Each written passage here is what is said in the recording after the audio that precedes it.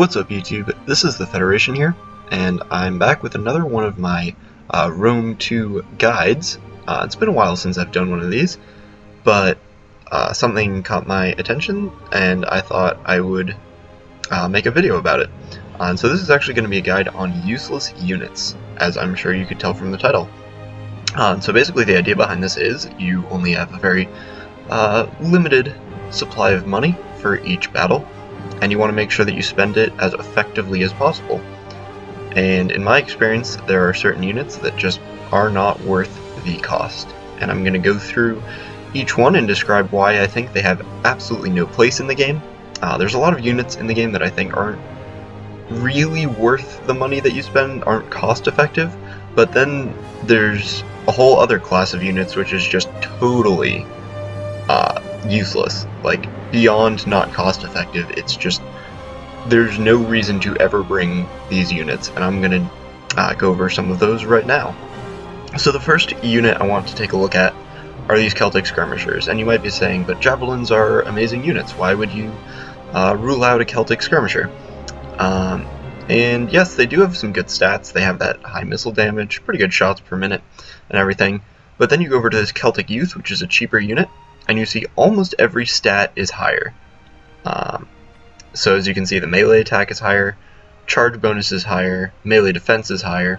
The only thing they lose is 5 base morale, and honestly, when you have 25 morale, they're going to rout anyways if they get a serious morale shock, and they lose a tiny little bit of shots per minute, which isn't really a huge deal. You do gain that 5 extra melee defense, which will be helpful if you get charged by light cav or anything like that. And you can also bring more of them, because they're 30 cheaper. So this isn't quite as useless a unit as some of the others that I'll be showing today, but I certainly don't think it's justified to ever take a Celtic Skirmisher over a Celtic Youth. You'd really have to find a pretty good reason for that, because there's just such a difference in mostly the melee stats, as well as the price. So moving on now, we will take a look at Bactria, and you might be saying, whoa, Bactria? Like, that's a power faction. But Bactria do definitely have some units that have absolutely no point. So these Scalothorax Hoplites, I'm not going to quite include them in this video, but if you compare their stats to other Hoplites of a similar cost, you'll find that they're much worse. But they do serve a role for Bactria. They provide a strong spear unit that they otherwise wouldn't have, but you're paying more and getting less. So it's not a cost-effective unit, but I wouldn't call it useless. What I would call useless are these Horse Archers. The just straight-up Horse Archers, especially now that Scythian Horse Archers have been downgraded to only cost 360, and these Horse Archers still cost 400. Let's take a quick look at the stats. So we've got 32 missile damage for the Scythian Horse Archer. Over here we've only got 29. And other key differences are you see health drops from 55 down to 50, and the only advantage they offer is that they can fire a whistling shot, and they have this resistant to heat bonus. I don't know about you, but I personally don't find it worth it to give up 3 missile damage and 5 health just to get whistling shot and resistant to heat when I also have to pay 40 more. Kind of a interesting pricing there by CA. Next we're going to take a look at the Boii, and they're mostly pretty good. Actually, no, it's not the Boii I wanted to take a look at. Never mind. Boii are actually all fine. Who I meant to do was Galatia, and I'm going to single out these Celtic Tribesmen here. They have absolutely terrible stats, as you can see. So let's compare them to a unit that's 70 talents cheaper, literally 75% of the price. And you would think it's probably worse, but no. It's got 10 extra bonus versus large, which actually makes Levy Freeman quite a deadly unit if you can get them to a flank. It's got 3 extra melee attack, 5 extra charge bonus, 3 extra melee defense, 5 extra health, and 5 extra morale. The only thing it lacks is 3 weapon damage, and I believe armor piercing is 8 for the Tribesmen, and it is 8 as well for the Levy Freeman. So all you're losing is 4 weapon damage, and you're gaining so much in other stats, and you're paying 3/4 the price. So always, always, always go with the Levy Freeman over the Celtic Tribesmen. Next, we'll take a look at Carthage.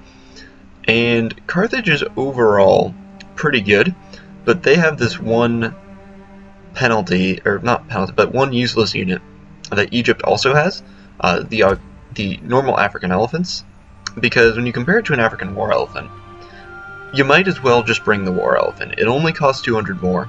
It's a much more powerful unit, has much more mass, much harder to kill, harder to go amok, isn't going to rout, is just going to be a much more useful unit. Whereas for Rome, I think their auxiliary African elephants are worth it because Rome doesn't have another elephant option. For Carthage and Egypt, it's just, there's really no benefit. Even though it is a little bit cheaper, it's the extra 200 you'll spend are just definitely worth it to get the war elephant. The next faction we're going to take a look at is who was it? Seleucids.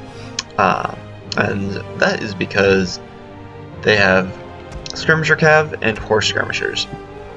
So let's take a quick look at the difference in stats. We've got 40 missile damage for the horse skirmishers and 22 for the skirmisher cavalry. The only other difference is that you get 5 extra base morale for the skirmisher cav, and you can do rapid reload.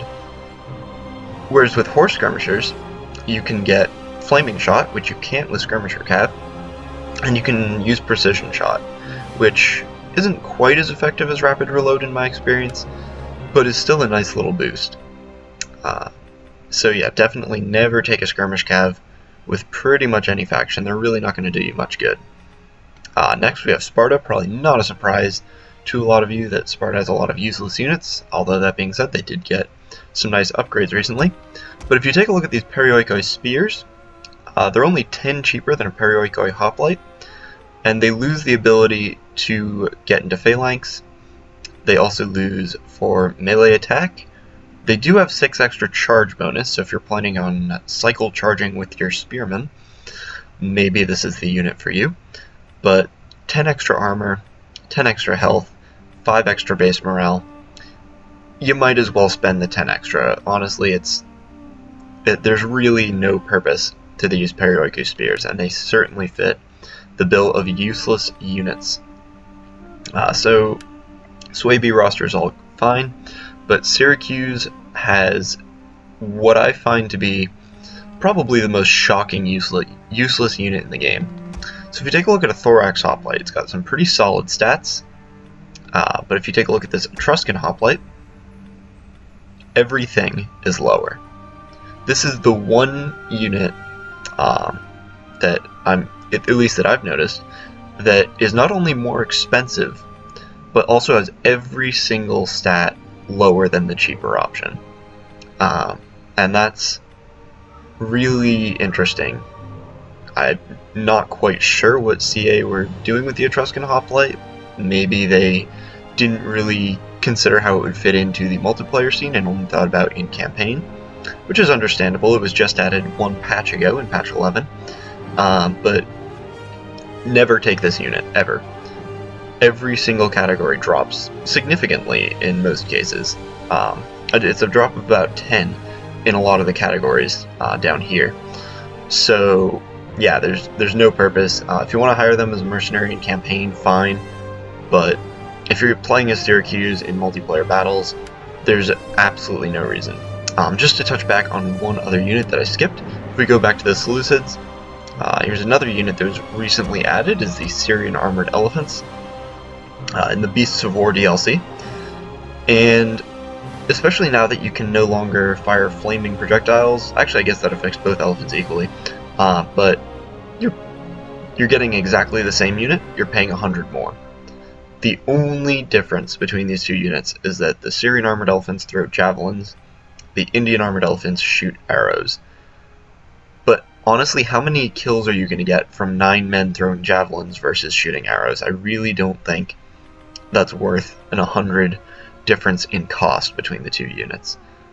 Obviously, if you disagree, that's up to you, that's your own opinion. And all the units I've discussed in this video are pretty much my opinion, although I think that I'm pretty decently backed up by what the statistics say as well. So yeah, I hope you guys have gained something from this video. If I left any out, please feel free to comment down below, let me know. I will also be doing a video in the near future on units that I think are exceptional value for the price, so I'll be touching again on Levy Freeman, as well as a couple of other units. So I hope you guys will look forward to that. Leave any suggestions if there are certain units you want me to take a look at. And yeah, leave a comment, tell me what you think, subscribe, and I will see you all next time.